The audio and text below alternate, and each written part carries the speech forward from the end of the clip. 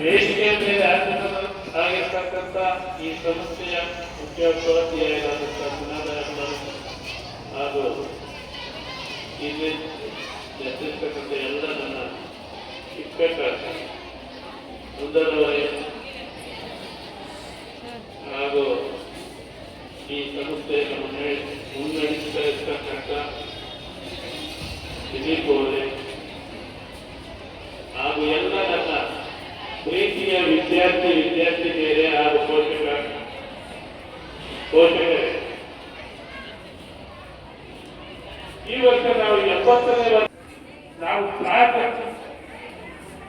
ಆಡ್ಬಿಟ್ಟು ಆ ಜೈಕಾರಗಳನ್ನ ಕೇಳಿದಾಗ, ಆ ಮಹತ್ವದ ಜೈಕಾರಗಳನ್ನ ಕೇಳಿದಾಗ ನಮ್ಮ ಮೈಯದ ರೋಮಾಂಚನವಾಗ್ತದೆ. ನಮ್ಮ ಮೈಯದ ಅವ್ರು ಮಾಡಿದಂತ ಬಲಿದಾನ, ಶ್ರಮ ಮತ್ತೆ ದೇಶಕ್ಕಾಗಿ ತಮ್ಮ ಪ್ರಾಣವನ್ನು ತ್ಯಾಗ ಮಾಡಿದಂತ ಮಹಾನ್ ಪುರುಷರ ಆ ಒಂದು ಶ್ಲೋಕವನ್ನು ನಾವು ಕೇಳಿದಾಗ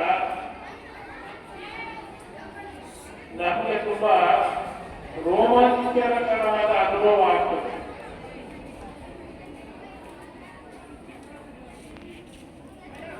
ಹುಟ್ಟು ಆಕಸ್ಮಿಕ, ಸಾವು ಸತಸಿದ್ಧ. ಇದು ಮಧ್ಯದಲ್ಲಿ ನಾವು ಏನ್ ಮಾಡ್ತೇವೆ ಅನ್ನೋದು ಬಹಳ ಮುಖ್ಯ. ಪೋಷಕರಾದ ತಾವು ಕೂತಿದ್ದೇನೆ.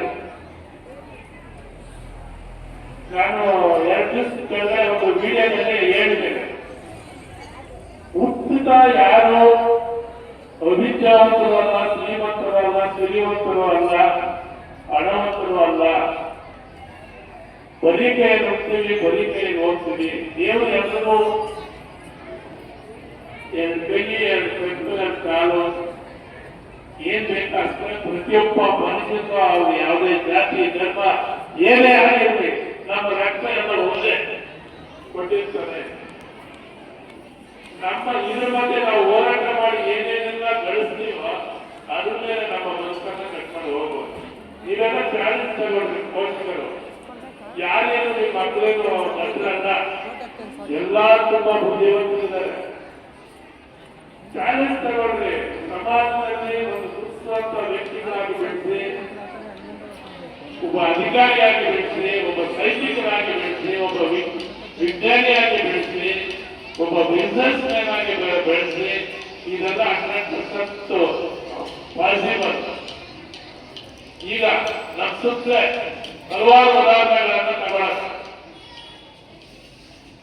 ಒಬ್ಬರು ಅವಿವಿದ್ಯಾವಂತರು 3 ಜನ ಕೆಲಸ ಕೊಟ್ಟಿದ್ದಾರೆ. ಒಂದು ವೆಡ್ಡಿಂಗ್ ಕ್ಯಾಂಪ್ 16 ಜನ ಕೆಲಸ ಕೊಟ್ಟಿರ್ತಾರೆ.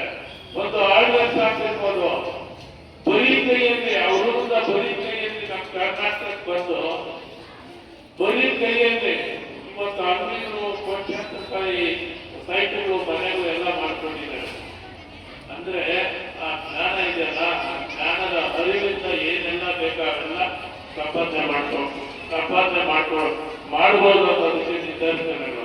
ನಾನೀಗ ಮೊನ್ನೆ ವಿಡಿಯೋದಲ್ಲಿ ಹೇಳಿದ್ದೀನಿ, ಒಂದು ಚಿಕ್ಕದು ಕಣ್ಣೆ ಮುಚ್ಚಿ ಕಾಡೆ ಗೋಡೆ ಉದ್ದಿನ ಮೂಟೆ ಉರುಳೆ ಹೋಯ್ತು, ನಮ್ಮ ಯಾಕೆ ನಿಮ್ಮ ಯಾಕೆ ಬಿಟ್ಟೆ ಬಿಟ್ಟೆ. ನೋಡಿ ನಮ್ಮ ಹಿರಿಕರು ಎಷ್ಟು ಅರ್ಥಗರ್ಭಿತವಾಗಿ ಹೇಳಿದ್ದಾರೆ. ಕಣ್ಣೆ ಮುಚ್ಚೆ ಕಾಡೆ ಗೋಡೆ, ಕಣ್ಣು ಮುಚ್ಚೆ ಕರಿಯಾಡಿಸ್ಕೊಂಡು ಕಾಡೆ ಗೋಡೆ ಅಂದ್ರೆ ಬಣ್ಣನ ಕಾಡ್ಕೊಂಡು ಬಂದ್ಬಿಡ್ತು. ಕಣ್ಣೆ ಮುಚ್ಚೆ ಕಾಡೆ ಗೋಡೆ, ಉದ್ದಿನ ಮೂಟೆ ಉರುಳೆ ಹೋಯ್ತು. ನಮ್ಮ ದೇಹ ಉದ್ದಿನ ಮೂಟೆ ಉರುಳೆ ಹೋಯ್ತು. ಕಣ್ಣೆ ಮುಚ್ಚೆ ಕಾಡೆ ಗೋಡೆ, ಉದ್ದಿನ ಮೂಟೆ ಉರುಳೆ ಹೋಯ್ತು, ನಮ್ಮ ಯಾಕೆ ನಿಮ್ಮ ಯಾಕೆ ಬಿಟ್ಟೆ ಬಿಟ್ಟೆ. ನೋಡ್ರಿ ಎಷ್ಟು ಜೀವನ 3 ಪದದಲ್ಲಿ ನಮ್ಮ ಹಿರಿಯರು ವಿವರಣೆ ಕೊಟ್ಟಿದ್ದಾರೆ. ಅದರಿಂದ ನೀವ್ಯಾರು ಚಿಂತೆ ಪಡೋದಿಲ್ಲ. ನೀವೆಲ್ಲ ಶ್ರೀಮಂತರೇ, ಯಾರು ಬಡವರಲ್ಲ, ಶ್ರೀಮಂತರೇ. ನಿಮ್ಮ ಮಕ್ಕಳನ್ನ ನೀವು ಅನ್ಕೊಂಡಿರೋಂಥ ಮಟ್ಟಕ್ಕೆ ಬೆಳೆಸಂತ ಜವಾಬ್ದಾರಿ ನಾವು ತಗೊಳ್ತೇವೆ. ಸಂಸ್ಕಾರ ಸಂಸ್ಕೃತಿ ಕಲಿಸ್ತೇವೆ, ತಂದೆ ತಾಯಿ ಪೂರ್ವ ಕೊಡೋದನ್ನು ಕಲಿಸ್ತೇವೆ. ಶೈಕ್ಷಣಿಕವಾಗಿರ್ಬೋದು, ಅವ್ರ ಬೆಳವಣಿಗೆಯಲ್ಲಿರ್ಬೋದು, ಎಲ್ಲಾ ಮಟ್ಟದಲ್ಲಿ ಯಾರು ದುರ್ಗಿಂತೀರ ಬೆಳೆಸುವಂತ ಜವಾಬ್ದಾರಿ ನಮ್ಗಿದೆ. ಆದರೂ ಪೋಷಕರಾದ ಇದ್ದು ಜವಾಬ್ದಾರಿ ಬರೀ ಸ್ಕೂಲ್ ಕಟ್ಬಿಟ್ಟು ನಮ್ಗೆ ಮುಗೀತು ಅನ್ನೋ ಭಾವನೆ ಬೇಡ. ಗೊತ್ತಿದೆ ನನಗೆ ಬೆಂಗಳೂರಲ್ಲಿ ಚುನಾವ ಮಾಡ್ಬಿಟ್ಟು ತಂದೆ ತಾಯಿಗಳು ದುಡಿಬೇಕು ಅಂತ ಹಂಗಂತ ಹೇಳ್ಬಿಟ್ಟು ಸರ್ವಸ್ವದಲ್ಲಿ ಮಕ್ಕಳು ಕಾರ್ಯ ಅರಿತಾ ಇರ್ತೀರ. ನಿಮ್ಮ ಮಕ್ಕಳ ಬಗ್ಗೆ ಬರೆಯೋದು ಬೇಡ. ಈಗ ಒಂದ್ಸಲಿ ವಿಡಿಯೋದಲ್ಲಿ ಹೇಳಿದ್ದೀನಿ ನಾನು, ಪೊಲೀಸ್ ಇಲಾಖೆಯಿಂದ ಆರೋಗ್ಯ ಇಲಾಖೆಯಿಂದ ಬಂದು ಈ ಏನು ಗಾಂಜಾ ಡ್ರಗ್ಸ್ ಬಗ್ಗೆ ಮಕ್ಕಳಲ್ಲಿ ಒಂದು ಜಾಗೃತಿಯನ್ನ ಮೂಡಿಸ್ಬಿಟ್ಟು ಹೋಗಿದ್ದಾರೆ. 15 ದಿವಸದ ಕೆಳಗೆ 3 ಜನನ್ನ ವಾರಗುಂಟೆ ಸ್ಟೇಷನ್ ಅಂತ ಪೊಲೀಸರು ಬಂದು ಈ ಗಾಂಜಾ ಮಾರ್ಕೆಟ್ ಹುಡುಗರು ಪಟ್ನಗರ ಕೇಸ್ ಕಳಿಸಿ 1 ವಾರ ಜೈಲಿನಿಂದ ಬೇರೆ ಮೇಲೆ ಬಂದಿದ್ದಾರೆ. ಇನ್ನ ಚಿಕ್ಕ ವಯಸ್ಸು, ಅದರಿಂದ ನಂಬಿಕೆ ಇರಲಿ, ಅತಿಯಾದ ನಂಬಿಕೆ ಬೇಡ ಮಕ್ಕಳಲ್ಲಿ. ಹೆಣ್ಮಕ್ಳಾಗ್ಲಿ ಗಂಡ್ಮಕ್ಳಾಗ್ಲಿ ನಮ್ಮ ಮಗ ಏನ್ ಮಾಡ್ತಾನೆ, ಸ್ಕೂಲ್ ಬಿಟ್ಟ ತಕ್ಷಣ ಯಾರ ಜೊತೆ ಸೇರ್ತಾನೆ, ಏನೆಲ್ಲ ಪ್ರೋತ್ಸಾಹಿಸಿದೆ ಗೊತ್ತಾಗ್ಬಿಟ್ಟು ಅದನ್ನ ಮಕ್ಕಳ ಬಗ್ಗೆ ಗಮನ ಇದೆ ಅಂತ ಹೇಳ್ತಾ, ಮತ್ತೆ ಇನ್ನೊಂದು ಸಂತೋಷದ ವಿಷಯ, ಎಷ್ಟು ತಿಂಗಳಾಯ್ತು ನಾವು ಮಾಡಿ ಫೆಬ್ರವರಿಯಲ್ಲಿ ನಮ್ಮ ಸ್ಕೂಲ್ ಚಾನಲ್ ಓಪನ್ ಮಾಡ್ತೀವಿ, ದಿಲೀಪ್ ಜಾಗೃತಿ ಮಾಧ್ಯಮ ಅಂತ. ಅದರಲ್ಲಿ ಕೆಲವರು ನಮ್ಮ ವಿದ್ಯಾರ್ಥಿಗಳನ್ನ ನಾನು ಸಂದರ್ಶನ ಮಾಡಿದ್ದೇನೆ. ಮತ್ತೆ ಒಂದು ಈಗ ನೀವೆಲ್ಲ ನೋಡಿದ್ದೀರ, ಆ ರೋಡಲ್ಲಿ ಅಮ್ಮ ಪಾನಿಪುರಿ ಮಾಡ್ತಾರೆ, ಅವ್ರ ಮಗ ದೀಪಾಕ್ಷಿ ಮಾಡ್ತಾರೆ. ಈಗ ಪ್ರೊಫೆಷನಲ್ ಫೀಲ್ಡ್ ಕೆಲಸ ಮಾಡ್ತಾರೆ. ನಾವು ಸಂದರ್ಶನ ಮಾಡಿದಾಗ ಹೇಳಿದ ಸರ್, ನಮ್ಮಪ್ಪ ಗಾಳಿ ಕೆಲಸ ಮಾಡ್ತಕ್ಕಂಥದ್ದು, ನಮ್ಮಮ್ಮ ಪಾನಿಪುರಿ ಅಂಗಡಿ ರೋಡ್ ಮೇಲೆ ಮಾಡೋದು. ನಮ್ಗೆ 15-16 ಲಕ್ಷ ಖರ್ಚಾಗ್ತದೆ ಆನ್ಲೈನ್ ನಲ್ಲಿ ಹುಡುಗ್ರೆ ನಮ್ಮ ಏನು ಆಗ್ತದ ಅನ್ಕೊಂಡಿದ್ದೆ ಸರ್. ನಮ್ಮ ತಂದೆ ತಾಯಿ ಹತ್ರ ಡಿಸ್ಕಷನ್ ಮಾಡಿದಾಗ ಏನೇ ಕಷ್ಟ ಬಂದ್ರೆ ನಿನ್ನ ಆಸೆ ಪೂರೈಸಿ ಮಾಡುವಾಗ ಈಗ ನೋಡಿ ನಾನು ಮಾಡಿದೆ. ಫಾರಿನ್ ಕಂಪ್ನಿಗಳಲ್ಲಿ ಫ್ಯಾಕ್ಟರಿಗಿಂತ ಹೆಚ್ಚಿಗೆ ಈ ಪಾಲಿಸಿ ಮಾಡಿರೋರಿಗೆ ಗೌರವ ಇದೆ. ನಾನು ಇನ್ನೊಂದು 2 ವರ್ಷ ಇಂಡಿಯಾದಲ್ಲಿ ಕೆಲಸ ಮಾಡಿ ಫಾರಿನ್ ಹೋಗ್ತೀನಿ, ನಾನು ಅಲ್ಲಿ ದುಡಿಮೆ ಮಾಡ್ತೀನಿ. ನಮ್ಮ ತಂದೆ ತಾಯಿ ಏನ್ ನನ್ನ ಮೇಲೆ ಆಸೆ ಇಟ್ಕೊಂಡಿದ್ರು, ಸೈಟ್ ಮನೆ ಇನ್ನೊಂದು ಎಲ್ಲ ತೋರಿಸ್ತೀನಿ. ಮತ್ತೆ ನಮ್ಮ ತಂದೆ ತಾಯಿಯನ್ನು ಬಾರಿ ತೋರಿಸ್ಬಿಡ್ತಾರೆ ಅಂತ ಸಂದರ್ಶನ ಹೇಳ್ತಾರೆ ನೋಡಿ. ಅದರಿಂದ ಯಾರು ನಾವು ಬರುವಂತ ಇರಬೇಕಂತ ಅವಶ್ಯಕತೆ ಇಲ್ಲ.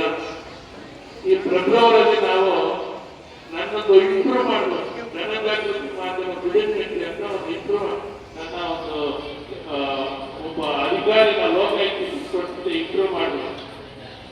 ಸುಮಾರು 3.5 ಲಕ್ಷ ವ್ಯೂವರ್ಸ್ ಅನ್ನ ವಾಚ್ ಮಾಡಿ. ಅವತ್ತು ಬೆಳಿಗ್ಗೆ ನಮ್ಮ ಹಿಂದಿ ಸರ್ ಹತ್ರ ಮಾತಾಡಿ ನಮ್ಮ ಸ್ಕೂಲ್ನ ಒಂದು ಚಾನಲ್ ಮಾಡೋಣ ಅಂತ ಡಿಸ್ಕಷನ್ ಮಾಡಿದ್ವಿ. ಇವತ್ತಿಗೆ 1,000 ಸಬ್ಸ್ಕ್ರೈಬರ್ಸ್ ಆಗಿದೆ. 1,000 ಸಬ್ಸ್ಕ್ರೈಬರ್ಸ್. ಎಲ್ಲ ವಿದ್ಯಾರ್ಥಿಗಳಿಗೆ ಮತ್ತೆ ಪೋಷಕ ಮಿತ್ರರಿಗೆ ಮತ್ತು ನಮ್ಮ ಎಲ್ಲ ಶಿಕ್ಷಕ ವೃಂದದವರಿಗೆ ನನ್ನ ಹೃದಯಪೂರ್ವಕ ಅಭಿನಂದನೆಗಳನ್ನು ಸಲ್ಲಿಸ್ತಾ ಇದ್ದೇನೆ. ಈಗ ನಮಗೆ ಜವಾಬ್ದಾರಿ ಬಂತು, ಒಳ್ಳೆ ವಿಡಿಯೋಗಳಾಗಬೇಕು. ಮಕ್ಕಳ ಹಿತದೃಷ್ಟಿಯಿಂದ, ಅವರ ಬೆಳವಣಿಗೆ ಹಿತದೃಷ್ಟಿಯಿಂದ ಕೆಲವೊಂದು ನಮ್ಮ ಹಳೆ ಸ್ಟೂಡೆಂಟ್ಗಳು ಉನ್ನತ ಮಟ್ಟಕ್ಕೆ ಏರಿರ್ತಕ್ಕಂಥ ಸ್ಟೂಡೆಂಟ್ನ ಸಂದರ್ಶನ ಮಾಡಬೇಕು. ಮತ್ತೆ ಚಿಕ್ಕ ಚಿಕ್ಕ ಫ್ಯಾಕ್ಟರಿಗಳಿಗೆ ನಮ್ಮ ಹುಡುಗರನ್ನ ವಿಸಿಟ್ ಮಾಡಿಸ್ಬೇಕು. ನೀವು ಈ ತರ ಆಗ್ತಿಲ್ಲ ಅನ್ನೋ ಮನೋಭಾವವನ್ನು ಮೂಡಿಸ್ಬೇಕು ಅಂತೇಳಿ ಹೆಚ್ಚಿನ ಜವಾಬ್ದಾರಿ ಬಂದಿದೆ. ನಮ್ಮ ಒಂದು ಚಾನಲ್ಗೆ ಪ್ರೋತ್ಸಾಹ ಕೊಟ್ಟಂತ ನಮ್ಮ ಎಲ್ಲ ಪೋಷಕ ವರ್ಗದವರಿಗೆ ಮತ್ತೊಮ್ಮೆ ನನ್ನ ಹೃದಯ ಪೂರ್ವಕವಾದ ಅಭಿನಂದನೆಗಳನ್ನ ಸಲ್ಲಿಸುತ್ತೇನೆ. ಈ ಒಂದು 80ನೇ ವರ್ಷ ಸ್ವಾತಂತ್ರ್ಯ ದಿನಾಚರಣೆಯ ಒಂದು ಏನು ಪ್ರೋಗ್ರಾಮ್ ನನಗೆ ತುಂಬಾ ಸಂತೋಷ ಆಯಿತು. ನಮ್ಮೆಲ್ಲ ಶಿಕ್ಷಕ ವೃಂದದವರು ತುಂಬಾ ರಾಜವಾಗಿ ಅಚ್ಚುಕಟ್ಟಾಗಿ ಮಕ್ಕಳಲ್ಲಿ ಇರ್ತಕ್ಕಂಥ ಪ್ರತಿಭೆಯನ್ನ ಹಿಂದೆ ತೆಗೆದು ನಿಮ್ಮ ಮುಂದೆ ಪ್ರಸ್ತುತ ಪಡಿಸಿದ್ದಾರೆ. ಅವರು ನನ್ನ ಹೃದಯಪೂರ್ವಕವಾದ ಅಭಿನಂದನೆಗಳನ್ನ ಸಲ್ಲಿಸ್ತೇನೆ.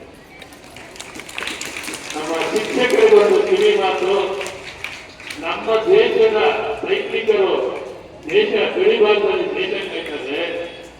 4 ಗೋಡೆಗಳ ಮಧ್ಯೆ ನೀವು ನಮ್ಮ ವಿದ್ಯಾರ್ಥಿಗಳನ್ನ ಅವರ ಭವಿಷ್ಯದ ಏನೋ ಒಬ್ಬ ಶಿಲ್ಪಿ ವಿಗ್ರಹವನ್ನ ಯಾವ ರೀತಿ ಕೆತ್ತಿ ಪ್ರತಿಷ್ಠಾಪನೆ ಮಾಡಿ ಲಕ್ಷಾಂತರ ಜನಕ್ಕೆ ಪೂಜೆಗೆ ಒಂದು ದಾರಿ ಹಾಕೋದು, ಆ ತರ ನೀವೆಲ್ಲ ಶಿಕ್ಷಕ ವೃಂದದವರು 4 ಗೋಡೆಗಳ ಮಧ್ಯೆ ಆ ಮಕ್ಕಳನ್ನ ಶಿಲ್ಪಿಗಳಾಗಿ ಮಾಡ್ಬೇಕಂತ ನಮ್ಮಲ್ಲಿ ಮನವಿ ಮಾಡ್ಕೊಳ್ತಾರೆ. ನನ್ನ ಮೂಲಕ ಆ ಮಕ್ಕಳು ನಮ್ಮ ಭವಿಷ್ಯವನ್ನು ಕಟ್ಕೊಂಡು ಸಮಾಜದಲ್ಲಿ ಗುರುತಿಸಿಕೊಳ್ಳುವಂತ ಒಂದು ವ್ಯಕ್ತಿಗಳಾಗಿ ಬೆಳೀಲಿ ಅಂತ ಹೇಳ್ತಾ ಮತ್ತೊಮ್ಮೆ ನಮ್ಮೆಲ್ಲರೂ ವಂದಿಸಿ ನಮ್ಮ ಚಾನಲ್ಗೆ ನಾವೆಲ್ಲ ಸಹಕಾರ ಕೊಡ್ತೀರ ಅಂತ 2 ಮಾತುಗಳನ್ನು ಮುಗಿಸ್ತಾ ಇದ್ದೇನೆ.